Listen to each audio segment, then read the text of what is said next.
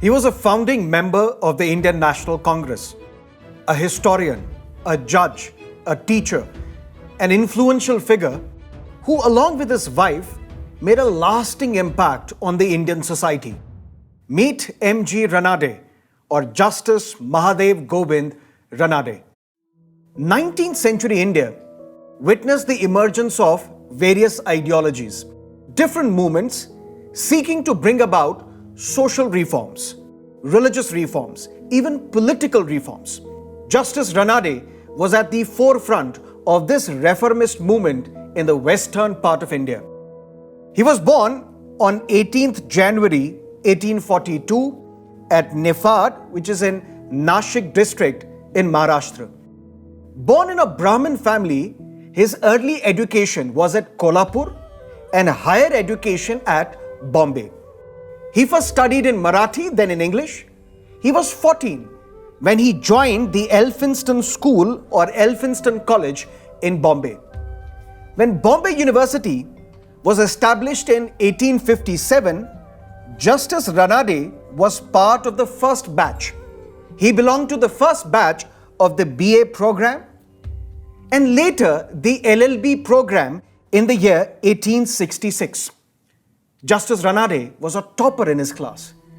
In 1871, Justice Ranade was appointed as the presidency magistrate of a Bombay court, and by the year 1893, he became the judge of the Bombay High Court. He was also appointed an instructor of history at the Elphinstone College in Bombay. When he got this opportunity, it sparked his interest in the history of Marathas. That's how he wrote his famous essay, The Rise of the Maratha Power, in the year 1900. Justice Ranade wanted to reform the society. But unlike other reformers, he did not focus on just one aspect.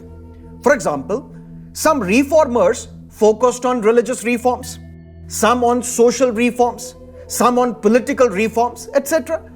Justice Ranade's vision of reformation was total, as it covered the social, political, economic, and religious aspects of our lives. According to Justice Ranade, there are 4 methods of social reform. Method number 1 is the method of tradition. The first method, as I said, is the method of tradition, in which the cause of social reforms was advocated with the help of religious texts. Which means, if we need to address untouchability or the plight of widows, we need to convince the people by quoting from these religious texts, by telling the people that our texts do not sanction discrimination on the grounds of caste, do not sanction discrimination on the basis of accident of birth. This is how we can bring about a change in our society. The second method is by touching the conscience of the people, appealing to the conscience of the people. Reformers can bring about a change in the society by appealing to the people that they must listen to their conscience. Listen to your conscience. Why should a girl child not attend a school? Why should a young widow not be allowed to remarry? Why would someone lose his caste if he travels by sea? The third method is by the intervention of the state or by the government. This intervention by the state enforces reforms and also imposes penalties on those wherever there is a violation. For instance, the government banned the practice of burning widows. Basically, through laws, through governmental initiatives, we can curb social evils. And the fourth method of social reform is rebellion. Rebel to change the evil and inhuman customs in our society. Basically, a revolution. Justice Ranade did not favor this fourth method. Why? Because he thought that it could divide the society. Justice Ranade recommended the first two methods of social reforms. But a very important point, he was little okay with the government enforcing norms, enforcing the rules so that we can implement reforms in the society. He was not averse to the idea of a foreign government legislating for Indians. For example, one reason for the revolt of 1857 was that the foreign government is interfering in the religious matters of the people of this country. People thought, why should a foreign, an alien government interfere in our religious matters? But Justice Ranade, he was not averse to this. Yet, he favored the first two methods. Method number one, using religious texts as the basis of carrying out social reforms. And method number two, appealing to the conscience of the people. Justice Ranade, he believed in the all-around development of the society. And he firmly believed that social, religious, political and economic reforms, they are all interdependent. Reform, according to Justice Ranade, had to be gradual and undertaken in such a manner that it does not break the continuity of traditions. Justice Ranade was a reformer. He was not a revivalist. But why was he opposed to revivalism? He was opposed to revival of the old because according to him, the old did not have anything positive to offer. Now listen to me carefully. He said something very interesting on this topic. He said, and I quote, in a living organization, and he believed that society is a living organization. He said, in a living organization, no revival is possible. The dead are buried or burnt once and for all. And the dead past cannot be revived. So if revival is impossible, reformation is the only alternative to sensible people. Lokmanya Tilak and his followers, they were of the opinion that political reforms were more important than social reforms. Why?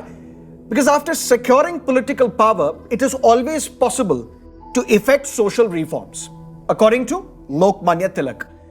But Justice Ranade did not agree. He believed that social reforms were more important. Although Justice Ranade, as I told you, believed in the all-round development of the society, he firmly believed that social, religious, political and economic reforms, they were all interdependent. Yet, social reforms were at the top of his priority list.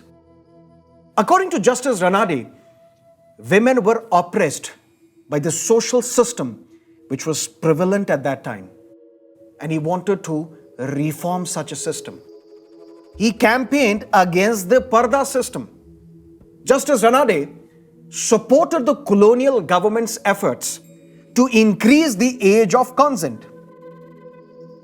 When the Age of Consent Act was enacted in the year 1891, which raised the age of consent for sexual intercourse for all girls, whether married or unmarried. This age of consent was raised from 10 to 12 years. Justice Ranade supported the government's efforts. This act was opposed by Lokmanya Tilak but supported by Justice Ranade. Education, it was another very important subject that drew Justice Ranade's attention. According to him, the aim of education should be the pursuit of truth. And when you pursue the truth, you're liberated. Students should not blindly follow their teachers. That's what he preached. He wanted them to develop the spirit of adventure. And very importantly, he gave equal importance to physical education. Justice Ranade attached more importance to what was taught, rather how it was taught.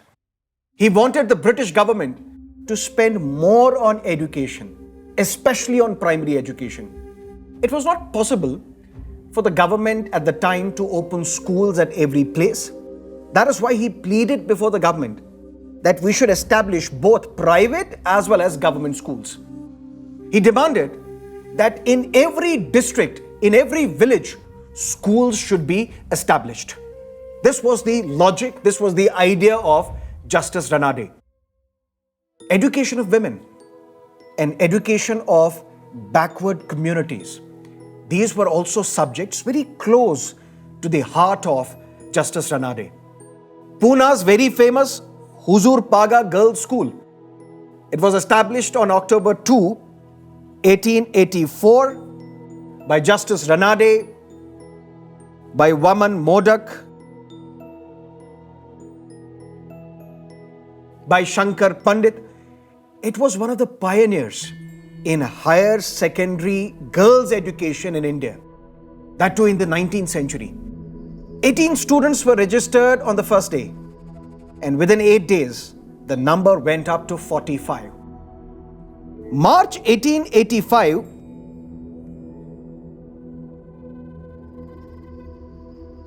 Sangli's ruler, who was Shriman Patwardhan, he gave land to the school on a 99-year lease. On March 4, 1885, the foundation stone of the new building was laid by the Governor of Bombay, Sir James Fergusson. If you know the famous college in Pune, Fergusson College, it was also set up in the same year in 1885. During the time of the Peshwas, which means before 1818, this place, Huzurpaga, it housed the Royal Cavalry or Royal Cavalry Stables. That's how the school was also given the name Huzurpaga. But Pune, it has greatly contributed to women's education. If I were to ask you, first primary education school for girls, it was started by the Mahatma Phule and his wife Savitribai Phule. The year was 1848. Again in Pune, historians say the first high school for girls was Huzurpaga in 1884. Now something important, something interesting. Justice Ranade was into his 30s when his first wife died. His family wanted to marry him again, especially since he had no children. He had co-founded a Widow Marriage Association in 1861. He encouraged widow remarriage. His reform-minded friends expected that Justice Ranade would certainly act in accordance with his own sermons and marry a widow. This did not happen. Justice Ranade instead married Ramabai, who was 10 years old at the time of this marriage. Justice Ranade did what he did because he knew the realities of his society. He knew that if he married an already married woman, any children born to her would be treated like illegitimate outcasts by the society. That's how society felt during those times. But then after facing so much ridicule, many called him a hypocrite. Justice Ranade's second marriage also remained childless. Justice Ranade was a critic of the caste system. He believed that the caste system prevented the development of individual capacities.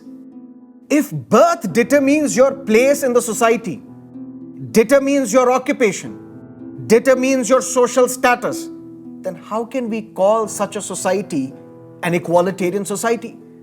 Where is the equality of opportunity in such a society? That's why Justice Ranade gave a prescription that we need to abolish the caste system. And he also argued in favor of inter-caste marriages. We discussed in our first video the establishment of Raja Ram Mohan Roy's Brahmo Samaj.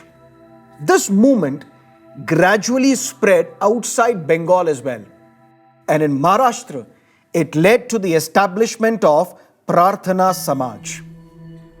Brahmo Samaj believed in monotheism, worship of one God, believed in rationalism. Brahmo Samaj advocated against idol worship. Brahmo Samaj proclaimed that Vedas are not infallible. There may be mistakes in the Vedas. Prarthana Samaj was founded by Atmaram Pandurang in the year 1867, when another important reformer, K.C. Sen or Keshab Chandra Sen, visited Maharashtra. He visited Maharashtra because he had an aim. The aim was to make people believe in one God. The aim was to make people aware that you should worship only one God.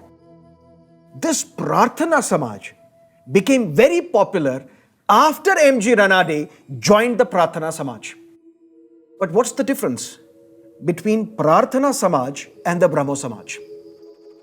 The followers of Brahma Samaj, they consider themselves to some extent as part of a different religion or a different sect, different from Hinduism.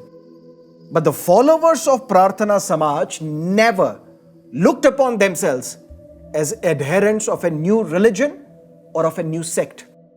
They never considered themselves as a group outside the fold of the traditional Hindu religion, but simply as a movement within the Hindu society. They were devoted people, religious people. They were the followers of the great religious tradition of Maratha saints, such as Namdev, Tukaram, as well as Ramdas. They remained within the Hindu fold. They never considered themselves outside of the Hindu religious fold.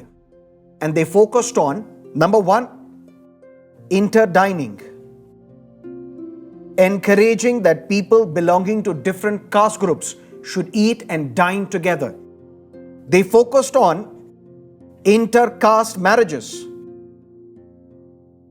And they also focused on the education for women, remarriage of widows, and improvement of women and depressed classes. Which means Justice Ranade was a great admirer of Indian culture, a great admirer of Indian religion. Yet he was highly critical of various religious beliefs and practices as well. What he wanted was a reformation of the Hindu religion. Therefore, he did not advocate conversion or establishment of a separate sect or a separate religion. He felt that the basic philosophy of Hindu religion was sound, and what was needed was to rid Hinduism of corrupt practices that had crept into the religion over a period of time. He was critical of polytheism, which is worshipping of many gods. He believed in the existence of one God, because according to Justice Ranade, polytheism encouraged superstitions, encouraged corrupt practices in the society, and polytheism gave birth to idol worship. According to him, the temples of different gods became the centers of religious orthodoxy. And just like Raja Ram Mohan Roy, he was highly critical of the priestly class. A founding member of the Indian National Congress, Justice Ranade played a major role in shaping the Congress party's initial outlook towards reform. 2 years later, after Indian Congress was established in 1885, in 1887, he was one of the leading figures in Indian Social Conference. Indian Social Conference, it was a reform organization which was associated with the Indian National Congress in its early years. According to Justice Ranade, India was a land of poor people.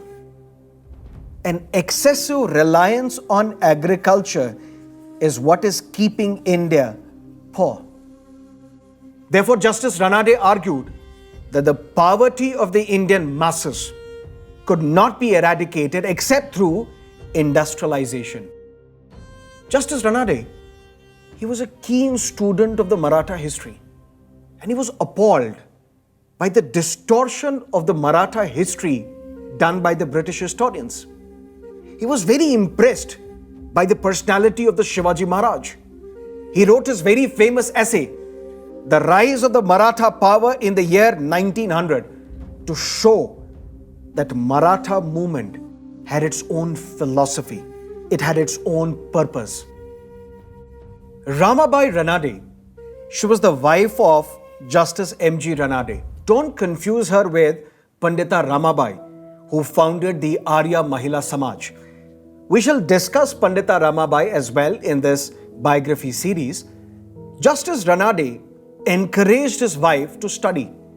In fact, he taught her Marathi, English, geography, Indian history and science as well. In fact, she has praised the contribution of Justice Ranade in her autobiography as well. Interesting thing, from the year 1880 onwards, Ramabai Ranade, she started getting associated with the Prarthana Samaj. She attended meetings and lectures organized for women in the Prarthana Samaj. These lectures focused on the importance of education for women. These ideas were passed forward by Ramabai Ranade and the other women in the Prarthana Samaj through social gatherings. For example, Halad Kunku, a ceremony in which vermilion and turmeric is applied on each other, through rituals such as kirtans, by singing devotional songs. These gatherings mostly consisted of rituals for women. For example, Halad Kunku, for example, singing of various kirtans, bhajans, but they were also space for women's socialization. But what Ramabai Ranade and others did, they expanded the scope, the horizons of these events. How? By including educational activities like lectures, essay contests. She was also greatly influenced by Pandita Ramabai, and she also joined the Arya Mahila Samaj. Justice Ranade, a reformer, a freedom fighter, a person who stood up for women and human rights.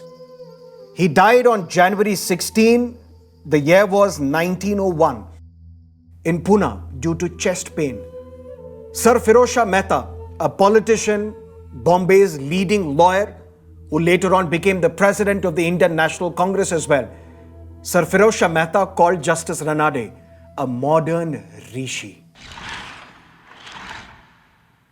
For more videos, download BYJU'S Exam Prep app now.